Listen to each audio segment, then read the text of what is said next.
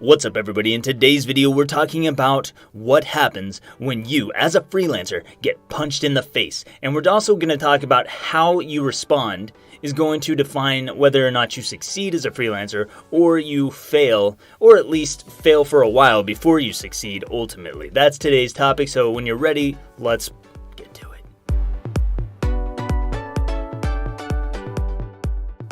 For those who don't know me, I'm Lex DeVille, and on this channel we help people escape corporate prison and build a freelance empire. We talk about freelance writing and freelancing tips and tutorials, so if you're new, consider subscribing.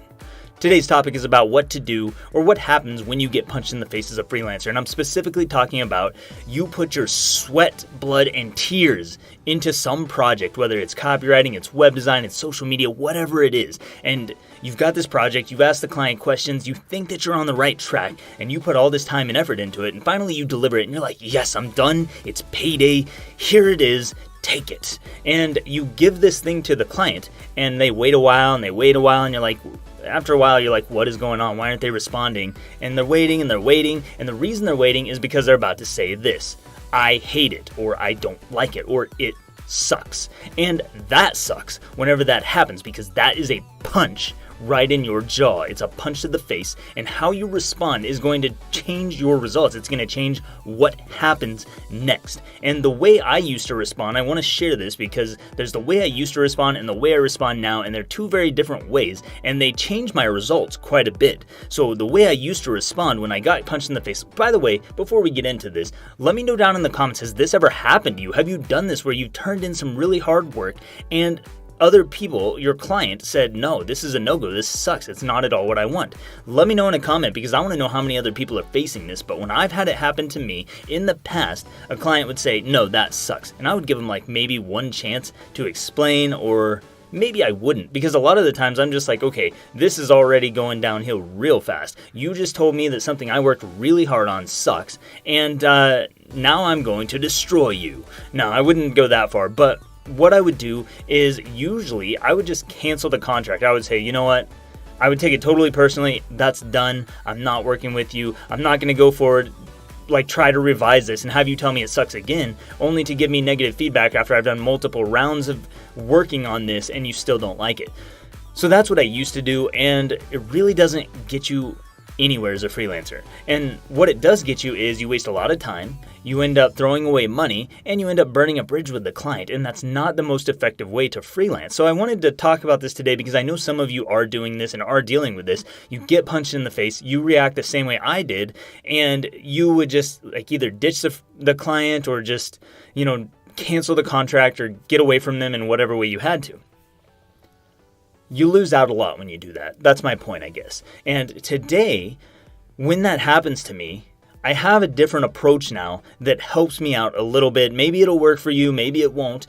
It requires you to be able to kind of step back from your ego, which has been really hard for me in the past because I'm the kind of person, I'm a reactionary person. I'm like a lit fuse, like boom, I will explode at any given moment. Now, that's probably not true, but whenever things trigger me, I will respond in some way quickly, and I'm quick to act. I'm just an action-driven person at a lot of the time, because I've found that when I'm not action-driven, it means I'm usually caught up in my head, which means I'm action-faking. So I've gotten a habit of taking action, responding. Way I do things now is to step back, just pause for a minute, okay? And when you're ready to move forward, then you can approach the client, and you can do so from a place of insight. You can do so from a place of maybe wisdom or perspective, and you can take that feedback, this sucks, and you can build upon it to build yourself up as a better person, a better freelancer, and better at the job that you're doing by asking, what sucks about it? Or what don't you like about it? Or what specifically isn't working for you? That's part of it. It's asking, we have to get into what sucks. What sucks is too vague. So I want to know now, what is it that sucks? What did I not get quite right? Because the real problem here is that it's not that what I've done sucks. It's not me personally. It's not my efforts.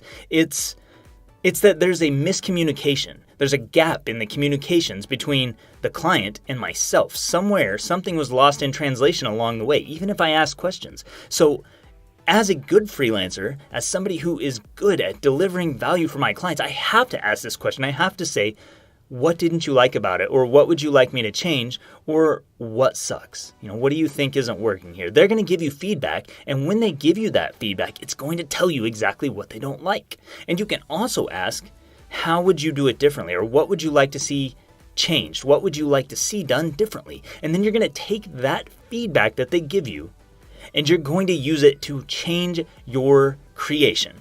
Now, one of the first inclinations a lot of freelancers have is that you think in your mind, just like I did, that I know best. I know what's better. I do this every day, all day long for a living. I know what's better than you. You're a client. You came to me because you need my help. You came to me because you don't do this and you don't know what you're doing and you don't have time for it. So my first thought is, I know best. And you need to, that used to be my first thought anyway. And I found that with a lot of my students is that same thing, it's that I know best.